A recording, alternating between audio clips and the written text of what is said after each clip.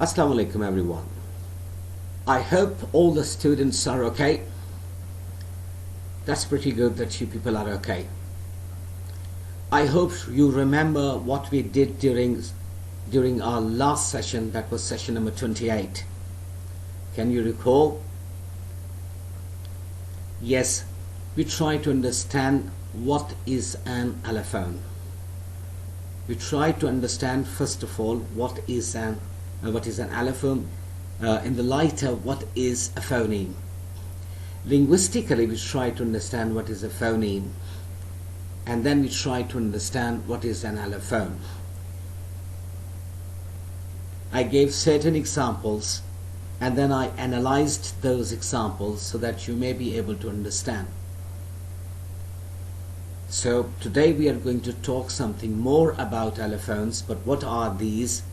Definitely we have to look the next slides, that what are the things today we have to talk about. All right? Well, I welcome all my students to session number 29. This is session number 29.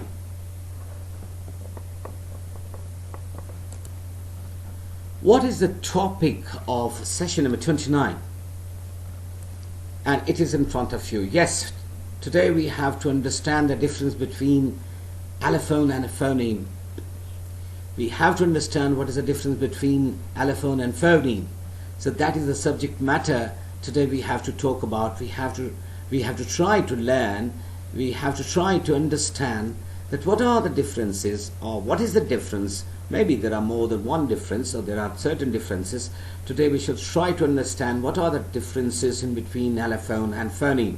So let's talk about our things, or the problem area, whatever, or you can call it a topic for this session number 29. All right? Before analyzing in details, I think this slide can help you to have general idea about phoneme and allophone. You can see on your left side phoneme, and then the next heading is allophone. I would like to read it for you, and then I shall try to elaborate if it is required. Phoneme, smallest linguistically relevant unit of the sound structure of a given language, which serves to distinguish one word from another. This is what is the outcome of our discussion, the discussion we had during the session number 28. I repeat, what is phoneme? It's the smallest linguistically relevant unit of the sound structure of a given language, which serves to distinguish one word from another. Now, linguistically, what is it? It's a relevant unit of the sound structure, and we are talking about English language. I have tried my level best to provide you as many examples I could give, and by quoting the examples, I try to analyze each and every example. Now we understand that one phoneme, when it replaces the other phoneme, what happens? There is distinction. New word is formed. All right? This is what we try to understand when we were talking about phoneme. All right? At the same time, we try to understand if there is a variation within a phoneme sound, that is called allophone. But what this slide says, let's read. Allophone, speech sound which is realization of one and the same phoneme, and which cannot distinguish words. There is no distinction of words, but remember there is the distinction of sound. Sound distinction so far as variation is concerned. Remember, one phoneme can have 2, 3 or more than 3, whatever the case may be. Right? 1, 2 or more than 2 variation within its sound. But the basic phoneme remains the same. So that is what we understand when we talk about phoneme and allophone. Is it clear?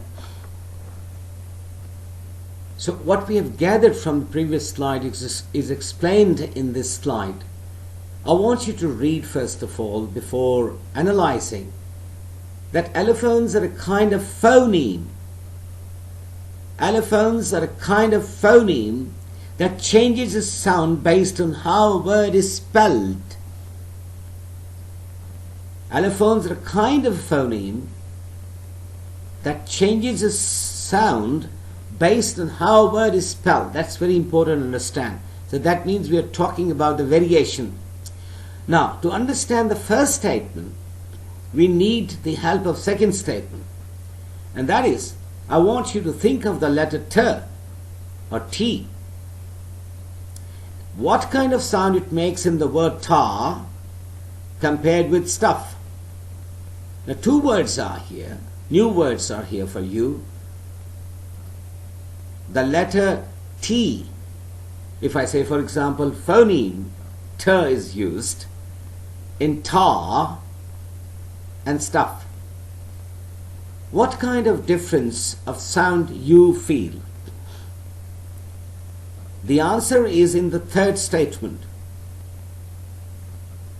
Remember, it's pronounced with a more forceful clipped sound in the first example.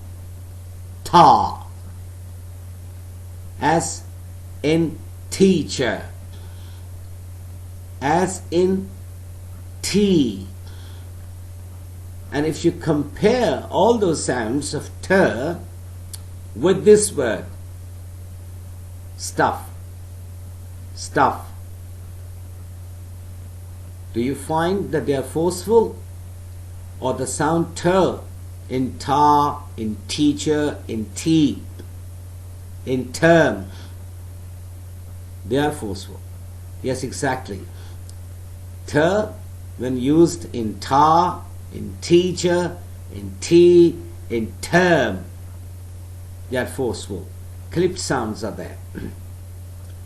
But in the second example, this kind of clipped sound is not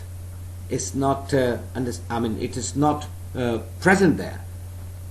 Such as stuff, such as stop, such as step.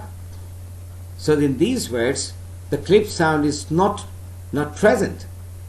But so far as the T phoneme, if I say precisely phoneme, used in the words like tar, teacher, tea, term, tremendous, whatever the words you can use, no problem at all. But we are more concerned with the variation in the sounds. Alright? So, in that case, they are more forceful, they're clip sounds, but they are not forceful and clip sound in the second. Maybe stuff, maybe stop, maybe step. Alright? So that is the major difference. Now I hope you are in the better position to understand the major difference in between a phoneme and an allophone. Is it clear? Remember, linguists use special punctuation to designate phonemes. Mark the pronunciation of the word use. This time I am not pronouncing this word as use, but use. As I told you, I still remember in one of the previous sessions that when you have to, and we talked about this in detail. When it is a noun, there is a different way to pronounce the word, and when it is a verb, there is a different way to pronounce the verb. This time I'm using this word as a verb. So linguists use special punctuation to designate phonemes. That means special symbols are there, special signs are there. For example, L, that is an alphabet. That is written as L, but within slashes. In first case, it is just a letter. It is an L, okay? But in the second case, it is L, because it is written within slashes. That's very important. Okay? And we had a discussion on this. So, substituting one allophone for another allophone of the same phoneme doesn't lead to a different word. Just a different pronunciation of the same word. So this is what you have to remember. Right? Word change is not possible. But of course, for example, if there is phoneme T and it is used that, for example, in the word top, right? And if the same T is used in the word stop, so word absolutely is a changed word. It is already stop. So change in the, variation in the second T doesn't mean there is a change in the meaning of the word. The word is the same, but variation is where? That is in the sound. Absolutely right. Sound of the same phoneme. Is it clear? Let's consider this example. But before we understand the example, it is appropriate to read the first statement. It says that for this reason, allophones are said to be non-contrastive. Allophones are said to be non-contrastive. Now consider the example of the word tomato. A tomato. Tomato. Now some people pronounce it tomato, and that's British pronunciation. But some people pronounce it as tomato. That is NAM English, that's North American English. For example, class. The British call it class. Class. The American people pronounce this word as class. Alright? So it is possible. So there is the variation. But what happens? The definition of tomato doesn't change. Do you think that if you say tomato or if you say tomato, the definition of that object is changed? No, it is not changed. Alright? Regardless of whether it's pronounced with a hard or a softer tone.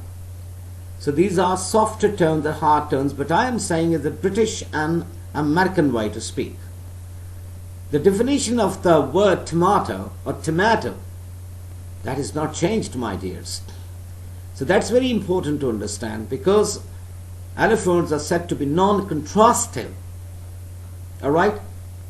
It is possible there is another way to use that sound in one word, but if it is there, remember the basic definition of the word never changes. So this is what is written over here. Is it clear? Before we talk about this slide, I want you to recall the examples which I gave you in this session and of course before this session. There are certain examples. There are certain examples I gave to make you understand that what is in fact an allophone is and what is the basic difference in between a phoneme and allophone. So we are now in the position as student of phonetics and phonology to say that an allophone is a phonetic variant of a phoneme in a particular language. What is allophone? Allophone is a phonetic variant of a phoneme in a particular language. So that is the point you must remember always. After having all this discussion, the outcome is that we are in the position to say that we can say that an allophone is a phonetic variant of a phoneme in a particular language. So variation, phonetic variation of a phoneme, whatever the language it is, but that should be particular language. As we are talking about a particular language, we are talking about English at this time. It is a phonetic variation, a phonetic variant of a phoneme. For example, let's talk about per sound, per phoneme. Per and per. Per and per. one is aspirated, the other one is not aspirated. First is unaspirated, second per is aspirated. But both are the allophones of the phoneme per. That's very important to understand. Maybe aspirated, maybe unaspirated, but they are the allophones of the phoneme per. Let's take the other example. For example, ter. There's another phoneme we have, ter. It is possible there is some sort of aspiration. There is no aspiration at all. There are two cases in front of you. The first ter, there is no aspiration. But the second ter, there is aspiration. But both these variations are allophones of the phoneme ter. So this is what you have to remember always, that these are the phonetic variants. Okay? What is allophone? Allophone is a phonetic variant of a phoneme in a particular language. And this time we're talking about English. That means our allophone is a phonetic variant of phoneme of English. Alright? Now we have allophones versus phonemes. Allophones versus phonemes. Remember, we can distinguish between allophones and phonemes by looking at the letter and how it's being used. Right? We can distinguish between allophones and phonemes by looking at the letter. Letter means, of course, phoneme, and how it's being used. Look at the letter per, or phoneme per. It's pronounced the same way in pit and keep. Per letter, but I am saying it's a phoneme used in pit and keep. Do you think that the sounds of ter in pit and keep are same? No, they are not same. That's why it's an allophone. Allophone of the phoneme per. For example, but per makes a different sound than s in sip and seep. Watch in pit and keep, and then sip and seep. So again there is a difference. When I say difference, that means I'm talking about variation. Now what happens in this instance? Each consonant has its own consistent allophone, but they each produce different sounds, making them unique phonemes. Phonemes remain the same.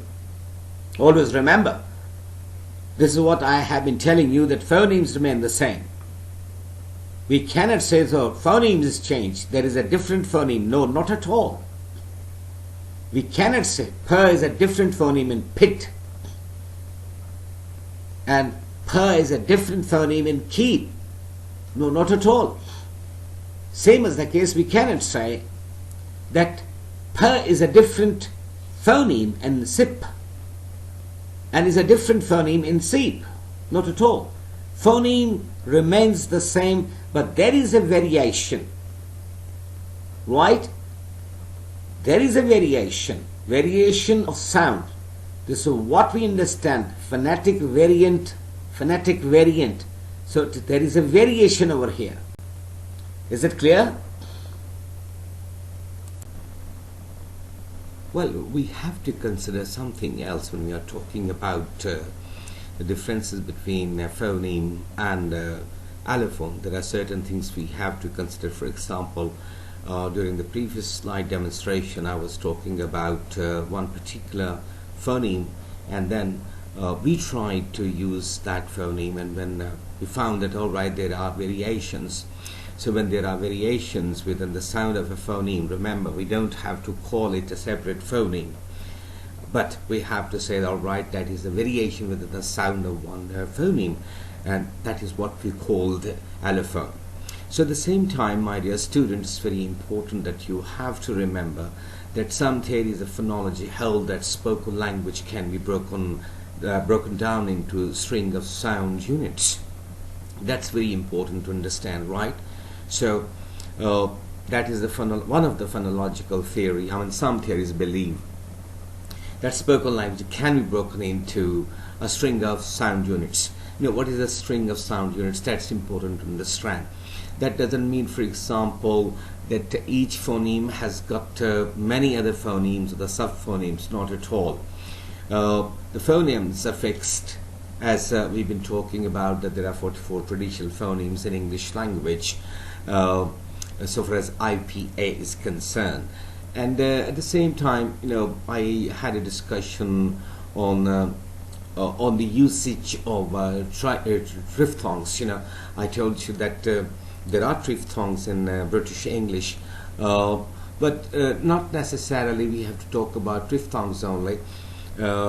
I'm talking about all the phonemes in general, because there is no difference of phonemes, because each phoneme is a fixed unit of sound. That's very important to understand. Yes, exactly. If there is a variation, depending, as I told you, for example, that what is a communicative situation in which one speaker is using different types of allophones, right?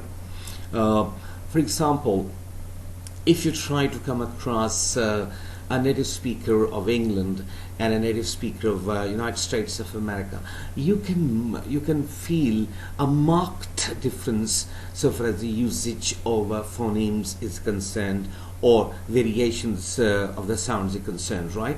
It's very important to understand. You can easily understand, you can easily distinguish that which speaker is British and which isn't a British speaker, right? So it's very important to understand this particular concept, that some theories of phonology, they hold that spoken language can be broken into a string of sound units, and that each language has a small, relatively fixed set of these sounds. All right, that's very important to understand. For instance, when I'm talking about phonemes, all right, we know that traditional 44 phonemes are there, but what happens? We cannot say per can be replaced with some other type of per sound. No, not at all. But yes, when I'm using per and pot, right, and at the same time I'm using per in stop. So there is a variation in the sound of the phoneme, right? Always remember, all these phonemes are fixed sounds. So they are fixed, or per, buzz, per, mer. Yes, exactly. There is variation, and variation is because of certain factors.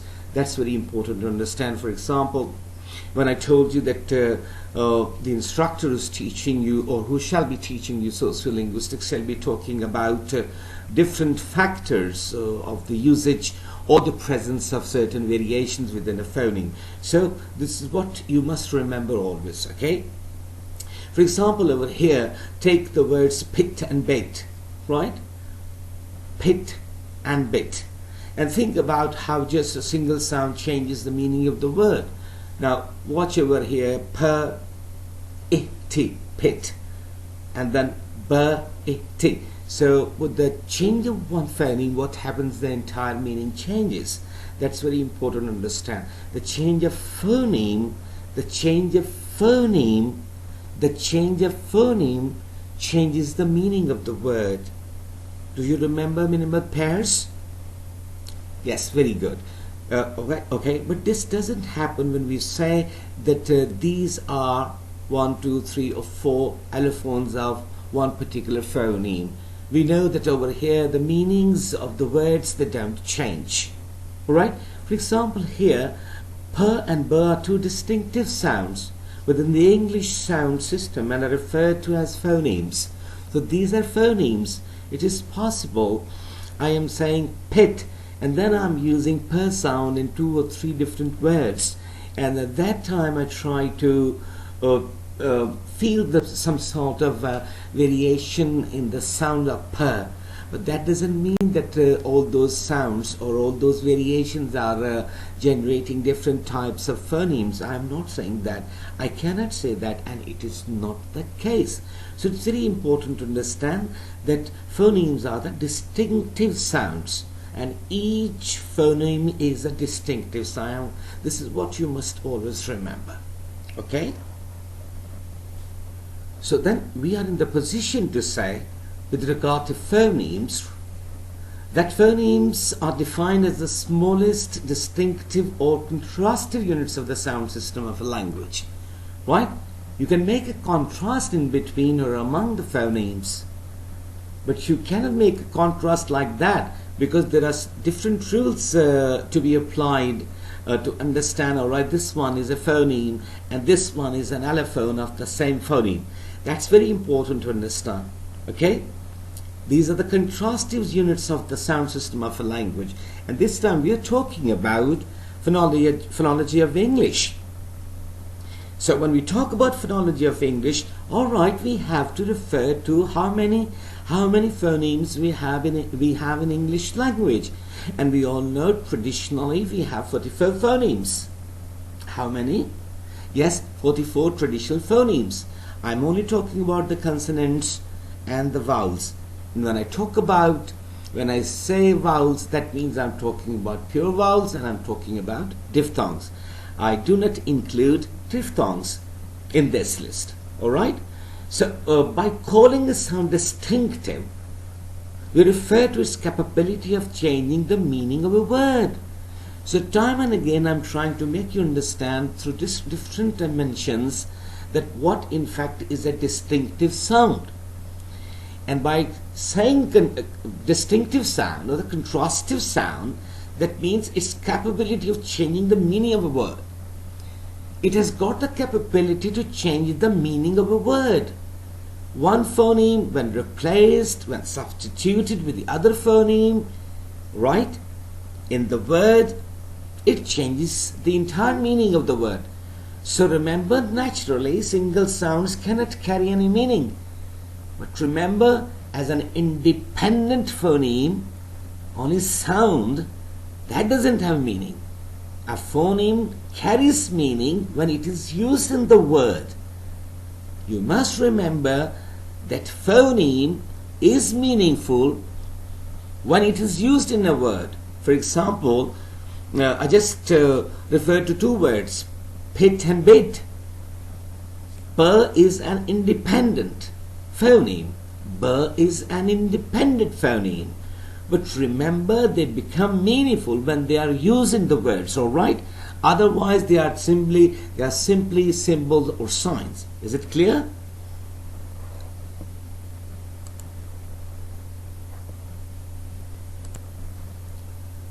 Now, what I have said, this slide elaborates it.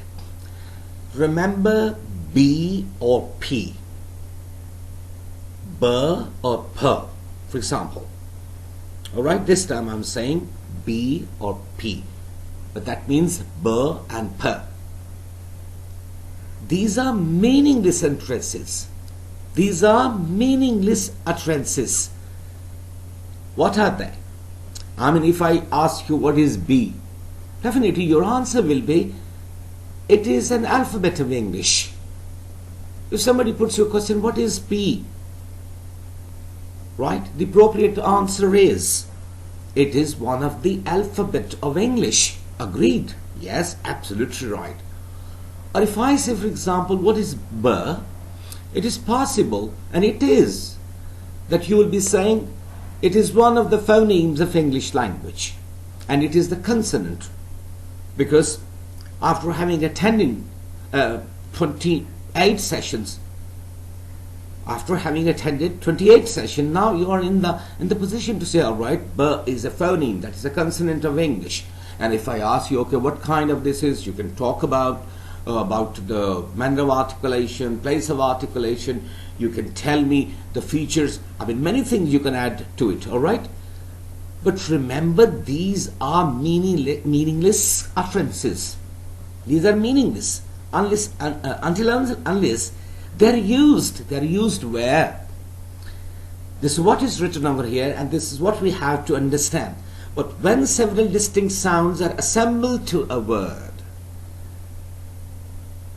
their use in a word, not only b or p, but some other sounds, distinct sounds, when they are used or assembled in a word. All right? Engine, the car engine, for example. I mean, this is the outcome of the assembling of lot of things, lot of tools, lot of items. Then it becomes engine. All right? Independently, what happens?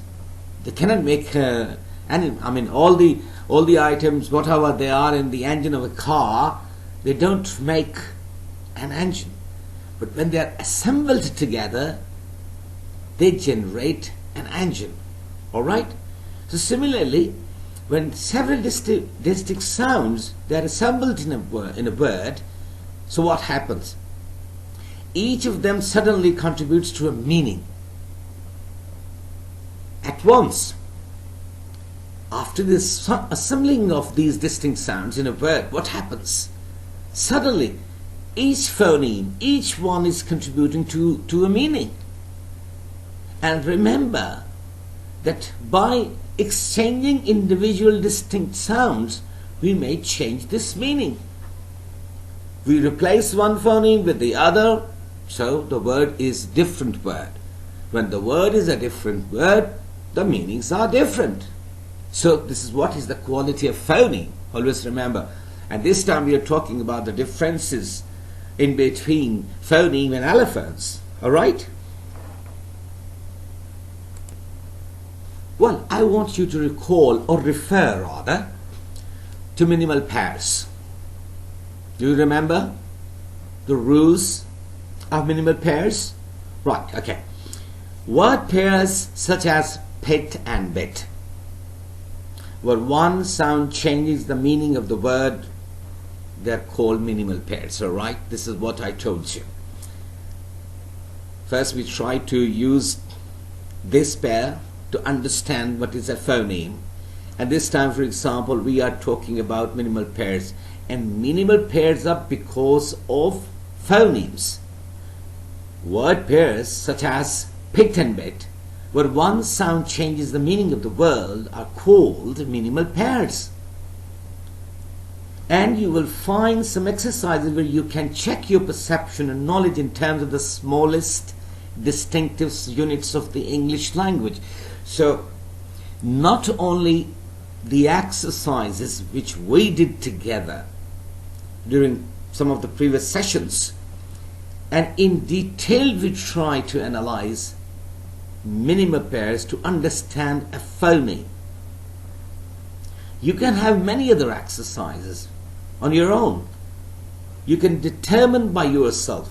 If you're talking about English language, you can use number of smallest distinct sounds or units to understand the concept. What is a phoneme? What is the quality of a phoneme? What is the significance of a phoneme? And then, for example, these are the phonemes which in fact make minimal pairs. Alright? Changing a one phoneme in one word, it changes the entire word. And when the word is changed, that means the meanings are changed. But what happens when we are talking about allophones? What happens? Not necessarily that because of the variation of the sound, the meanings change. No, not at all. This is the quality which is attached, or this is the attribute, I can say. These are the distinctive features of phonemes. Alright? But the point to be remembered, in my point of view, is very important. That is, most phonemes can be put into groups. What I am saying? I am saying most phonemes can be put into groups.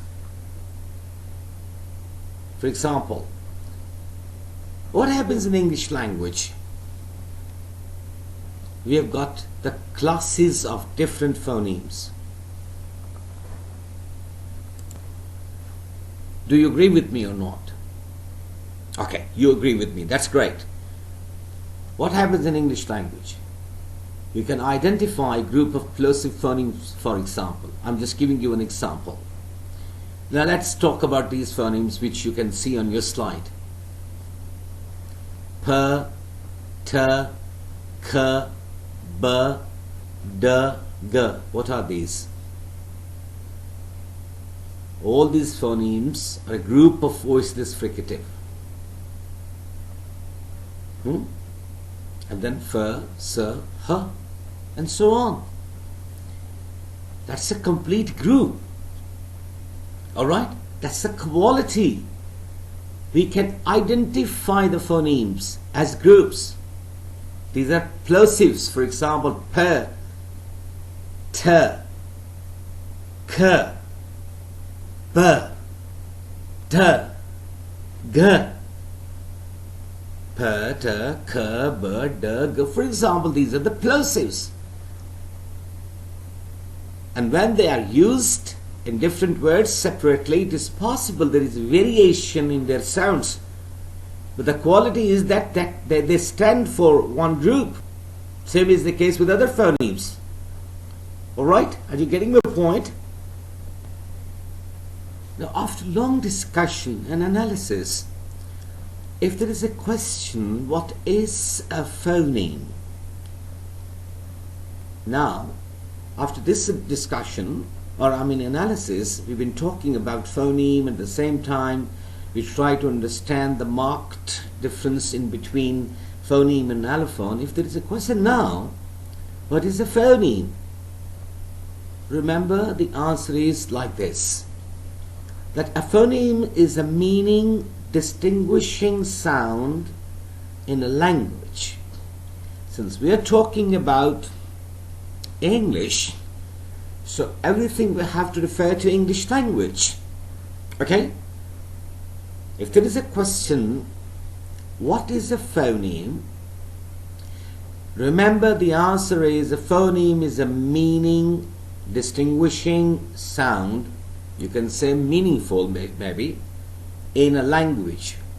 It is meaning or meaningful distinguishing sound, right, in a language. For example, bat and pat. See, B is bold, so is P. Had and hat. D is bold, so is T. Right? Now, P, B, D and T are phonemes because they can bring a difference in meaning between two words. Bat, pat. The change in the word pat. Over here, B is replaced with P. So there is a difference in meaning in both the words, and because of phoneme. So this is a meaningful or meaning distinguishing sound. It's a meaningful sound in a language, and we're talking about English this time. So, P, B, D and T are phonemes, independent phonemes. Is it clear? Now, after understanding a phoneme, it's very important to understand independently what is an allophone. Previously, we were talking about phonemes. That what is a phoneme? After this long discussion and analysis, if there is a question, what is a phoneme? What are phonemes? So the answer I gave you. This time we're talking about allophones. We are talking about allophones. So remember, a phoneme can be pronounced in different ways according to its context. A phoneme can be pronounced in different ways according to its context. Remember, I repeat, a phoneme can be pronounced in different ways according to its context. For example, now compare. Compare what? Compare the difference between T. compare the difference between ter in. Now five words are in front of you. I want you to listen to them carefully. Then you have to understand what? The difference between ter in. There are 5 words. The first is tea, eat, write, ate, to. I repeat. We have ter in front of us. And what I'm asking you to compare the difference between ter in. Tea, eat, write, ate, to. Now there are certain variations here. So there are variations. Now I want you again. Now compare the difference between e. The first one is a consonant, ter, and this time is e, that is a long vowel sound. Now 4 words are here. Now listen to me very carefully. Listen to me very carefully. See, seat, seat, seen. See, seat, seat, seen. Now here you can understand that a phoneme may have more than one realization. In all these cases, there are certain realizations. This is what we are talking about, the realizations or the variations within the sounds of a phoneme. So the different realizations of a phoneme are called allophones of that phoneme. This is what I have been telling you. Alright? And very simple answer based on the entire discussion is that allophone is a variant of a phoneme. The allophone is a variant of a phoneme. The allophone is a variant of a phoneme. That's a very simple answer. Is it clear? Now what are the differences in between phoneme and allophone? You can look at this slide, and this slide can make you understand. First of all, talk about phoneme, and then we shall be talking about allophone, right? Phoneme, replacing a sound by another phoneme, does change the meaning of a word. Phoneme, replacing a sound by another phoneme, does change the meaning of a word. Allophone, as a rule, allophones cannot distinguish words. Over here, so far as phoneme is concerned, replacing a sound by another phoneme does change the meaning of a word. And as a rule, allophones cannot distinguish words. Then, phonemes are opposed to each other as sense differentiating units in the language. What are phonemes? Phonemes are opposed to each other as sense differentiating units in the language. An allophone, variants of one phoneme, are not opposed to each other as sense differentiating units in the language. Phonemes are sense differentiating units in the language, but allophones are not. Right? Okay? They are not opposed to each other. Phonemes are opposed to each other. So these are, two important things when we talk about the differences between phoneme and allophone. You must remember all the time. Is it clear? Good. Now before I close this session, it's very important to remember this point. This could be the fruit of the entire discussion, or the outcome of the entire discussion what we've been doing. Remember, the difference between a phoneme and allophone is that a phoneme is an individual unit of sound in a word, whereas an allophone is one articulation of a phoneme. That is something new. I mean, I'm saying the same thing but with some different words. This time I'm using the word articulation. So what I'm saying, my dear students, that the point you have to remember, the difference between a phoneme and an allophone is that a phoneme is an individual unit of sound in a word, whereas an allophone is one articulation of a phoneme. And remember, individual phonemes may have different allophones. Remember, individual phonemes may have different allophones, such as the phoneme t, which is articulated differently in the words of hot and top. I repeat, individual phonemes may have different allophones, such as the phoneme t, which is articulated differently in the words hot and top. Hot and top. So you can understand, when I'm speaking, when I'm uttering these words, when I'm pronouncing these words, you can feel the difference in between a phoneme and an allophone. Remember, what you need to do is that, this is my request, you must try to engage yourself to listening English, and especially native speakers of English. I mean, you have to listen to them carefully. As I told you time and again, that there are certain demonstrations available of the native speakers on internet. Online demonstrations are available. You can just have access to YouTube, and there are certain lectures available by native speakers of English. Exactly, the topics could vary, but what you need to do is that you have to listen to them for the understanding of these terms. For example, if you need to understand what our instructor is saying, that individual phonemes may have different allophones, such as the phoneme t, which is articulated differently in the words hot and top.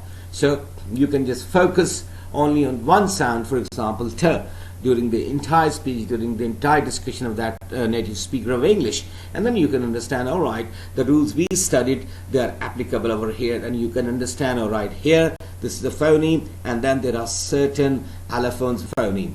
Is it clear? Good. All right, the last part of our discussion that of this session is always self-assessment. This is what is the component which I just emphasize time and again. At the end of each and every session, I always ask one or two questions, and I want you to do those questions or those sort of activities when you're free. This time I am interested to understand that whether you can draw major differences between a phoneme and an allophone.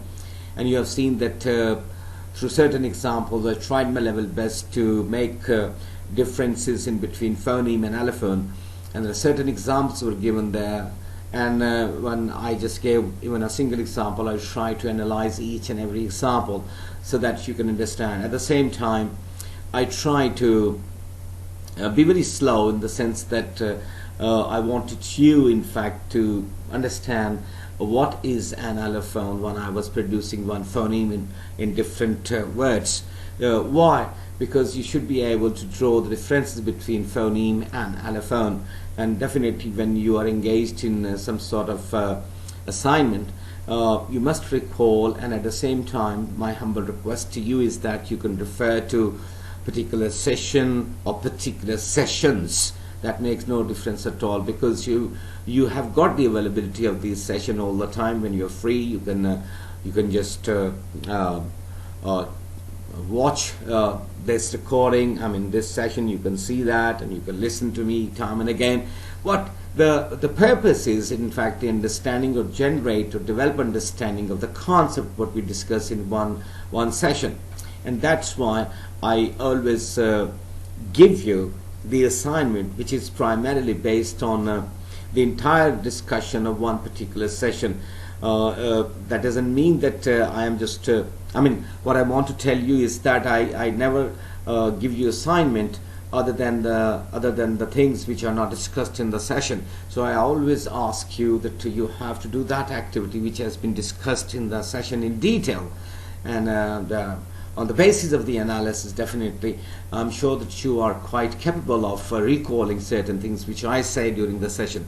So that's why I am assigning you the task to please to draw major differences between a phoneme and allophone. This is the assignment you have to do, and then of course I'm sure that you shall be after the completion of your assignment, you shall be just keeping it in your personal folder.